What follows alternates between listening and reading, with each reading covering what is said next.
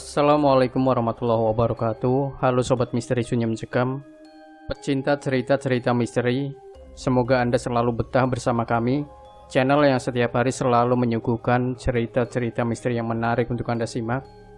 Dan untuk kesempatan kali ini kami sudah menyiapkan sebuah kisah nyata misteri yang berjudul Kukira temanku sudah sukses, ternyata pakai pesugihan. Pandemi COVID-19 ternyata membuat semua jadi berubah. Betapa tidak, aku yang semula bekerja di salah satu departemen store ternyata harus dirumahkan akibat dari sepinya pembeli sehingga berdampak pada pengurangan tenaga kerja. Tak hanya aku, beberapa lainnya juga mengalami hal yang sebenarnya sangat tidak dikehendaki. Berbekal uang pesangon, aku, Inah, dan kedua buah hatiku, Bima 4 tahun, dan Aryo 1,5 tahun, mencoba tetap bertahan di tengah kerasnya hidup dan kehidupan Jakarta. Beberapa tetangga yang juga mengalami hal serupa terus memberi semangat agar aku tak putus asa. Hingga akhirnya aku pun dapat kembali berusaha dengan bergabung menjadi ojol. Berbekal cerita dari beberapa teman yang sudah berpengalaman, maka mereka menyarankan agar aku tak hanya berkutat pada penumpang, tapi juga melayani GoFood. Alhasil, jika pandai mengatur waktu dan tenaga untuk kebutuhan sehari-hari, sejatinya dapat terpenuhi. Bahkan keinginan untuk kembali bekerja sebagaimana semula, perlahan namun pasti mulai memudar. Hanya saja Inah kadang suka mengingatkan untuk tidak bosan mencari lowongan pekerjaan yang lebih pantas, dengan alasan agar ilmu yang didapat di bangku kuliah tidak sia-sia. Aku hanya mengiyakan walau sadar, tanpa ada yang membawa dalam situasi seperti ini, sangat tidak mungkin kita dapat bekerja sesuai dengan keinginan. Waktu terus berlalu, tanpa terasa aku bergabung dalam ojol sudah menginjak bulan kelima. Hingga pada suatu hari, aku merasa mendapatkan durian runtuh. Maklum, hari itu ada pesanan nasi kebuli sebanyak 90 porsi. Singkat kata, ketika aku mengantarkan nasi kebuli ke sebuah rumah yang amat besar dan mewah di pinggiran Jakarta Selatan, sang pemilik rumah terkejut dan berkata dengan setengah berteriak, "Ajib, ajib ya." "Tono," sahutku sambil berjalan menuju si pemilik rumah. "Ah, sudah, biar diangkat sama anak-anak," katanya sambil memelukku, serta memerintahkan beberapa orang pegawainya untuk mengangkat nasi kebuli dan membawanya masuk ke dalam rumah. "Ayo masuk." Biasa, tiap bulan aku pasti mengundang warga sekitar, terutama anak-anak yatim kumpul dan berdoa. Ya, bagi-bagi rezeki. Kilah Tono sambil membawaku ke beranda yang ada di samping rumahnya. "Ya, beginilah keadaanku," lanjutnya setelah memperkenalkan Tuti, sekretarisnya. Tono bercerita, ia membangun usaha dari pemulung hingga pengepul dan akhirnya besar, dan bahkan kini punya pabrik di bilangan Karawang. Tapi belakangan, ia seolah terkena musibah beruntun. Tiap tahun mulai dari kematian istri, kemudian disusul oleh kedua anaknya. Untuk menghibur kesedihan agar tidak berlarut-larut, maka tiap akhir bulan, ia berinisiatif mengundang anak-anak di sekitar rumahnya untuk berkumpul.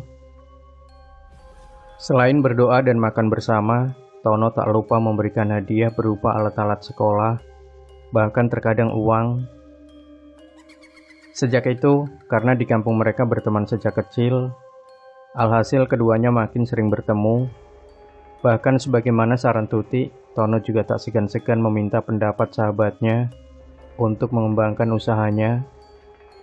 Maklum, Tono yang menyantumkan gelar di depan namanya sebetulnya hanya mengenyam pendidikan sampai SMP saja. Hingga pada suatu malam, Tono sengaja mengundangku untuk memecahkan masalah yang menurutnya amat serius. Sejam sudah aku bersamanya, namun Tono tak juga mengatakan masalah serius yang sedang dihadapinya. Kami lebih banyak menceritakan pengalaman ketika kecil di kampung. Karena tak ada pembicaraan yang khusus dan waktu telah malam, aku pun pamit. Dan ketika itu, Tono bercerita lirih sambil memelukku. "Sebenarnya aku lagi panik. Mungkin sebentar lagi aku atau istriku yang diambil. Tolong bantu jaga dan kembangkan perusahaanku. Maksudnya, tanya aku tak mengerti. Dengan terputus-putus, Tono menceritakan bahwa ia mendatangi suatu tempat untuk bersekutu dengan penguasa alam kegelapan, Celeng Kresek. Dua anaknya telah menjadi penebus alias tumbal. Entah berapa lama lagi, karena tak ada lagi yang ditumbalkan, maka ia harus bersedia menanggung segala risikonya. Mendengar itu, aku hanya bisa menarik nafas panjang dan berpesan, "Aku gak bisa bantu, Ton. Serahkan perusahaanmu pada orang lain, atau biarkan saja sampai bangkrut sendiri." Pesan terakhirku, bertobatlah segera mumpung masih ada waktu. Semoga Allah mau mengampunimu.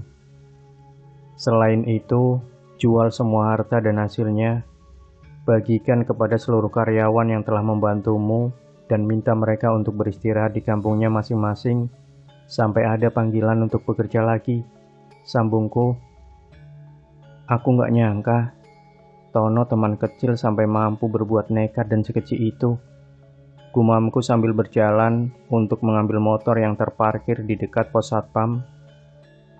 Tono hanya bisa menatapku sambil menangis sesenggukan. Semua bahkan seisi rumah hanya menatap kepergianku dengan pandangan penuh tanya. Sebulan setelah itu, tengah malam, aku mendengar kabar rumah Tono yang megah itu ludes dilalap si jago merah. Bergegas aku mendatangi untuk mengetahui nasib Tono dari salah seorang yang turut membantu memadamkan. Aku mendengar cerita, 5 hari lalu bos Tono melelang seluruh isi rumah dan membagikan uangnya kepada seluruh karyawannya. Sudah itu bos Tono minta mereka semua pulang kampung dan banyak ibadah. Dia tidak mau ditemani. Kelihatannya bos Tono sangat terpukul dengan kematian keluarganya yang beruntun. Aku hanya bisa mengangguk-angguk. Di rumah, ketika semua kejadian kuceritakan pada Ina, ia pun berkata, "Kasihan Mas Tono, ia jadi tumbal pesugihannya sendiri. Beruntung kita keberatan ia mengasuh Bimo dan Aryo." Aku pun menitikkan air mata. Beruntung aku punya Ina, walau wanita desa, namun ia adalah istri sekaligus ibu dari 2 anakku yang sangat peduli. Ia tak banyak menuntut suami untuk hidup bergelimang harta, apalagi yang didapat dengan cara yang tidak terpuji. Demikian Sobat Misteri Sunyi Mencekam. Jangan lupa berikan komentar Anda, like, share video ini, subscribe channel Sunyi Mencekam, dan kembali nantikan cerita-cerita misteri terbaru dari kami. Wassalamualaikum warahmatullahi wabarakatuh.